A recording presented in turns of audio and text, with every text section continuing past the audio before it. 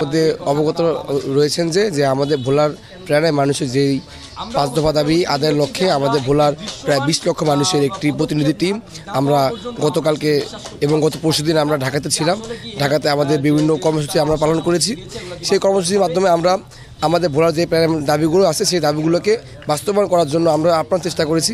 এর মধ্যে কিছু কিছু দাবি তারা আমাদেরকে কিছু দাবি তারা আমাদের বাস্তবায়ন করবে বলে আমাকে আশ্বাস করেছে। তার মধ্যে একটু রয়েছে যে আমাদের ভোলা বৈশের যে সেতুটা সেটা আমাদেরকে বলেছিল যে খুব শীঘ্রই আমাদের যে এই সেতুটা কার্যক্রম শুরু করবে।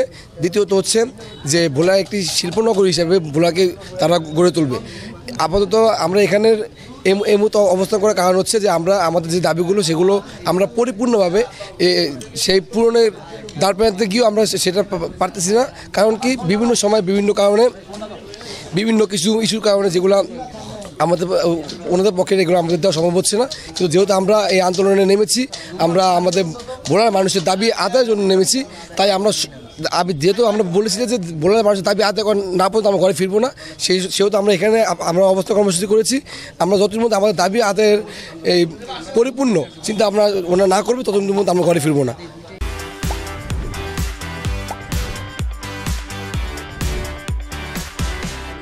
টিম ঢাকায় গিয়েছে, সেখানে আমাদের প্রতিনিধি টিমকে আশ্বাস করা হয়েছে। এর আগে অনেকবার আশ্বস্ত করা হয়েছে, তারই ধারাবাহিকতায় আশ্বাস এক জিনিস আর বাস্তবায়ন আরেক জিনিস। এই আশ্বাস দিয়ে আমরা আর থাকতে চাচ্ছি না, আমরা বাস্তবায়ন দেখতে চাচ্ছি। তারই ধারাবাহিকতা আমাদের আজকের এই অবস্থান কর্মসূচি।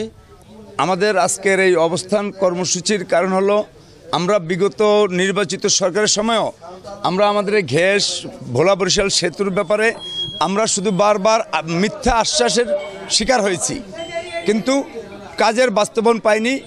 এখনও আমাদের সর্বশেষ এখনকার যে অন্তর্বর্তীকালীন সরকারের সাথে আমাদের ভোলা জেলার এই 5 দফা দাবির আন্দোলনের প্রতিনিধিরা কথা বলেছেন, তাদেরকে উপদেষ্টারা আশ্বাস দিয়েছে এবং এই আশ্বাস আমরা বিশ্বস্ত না।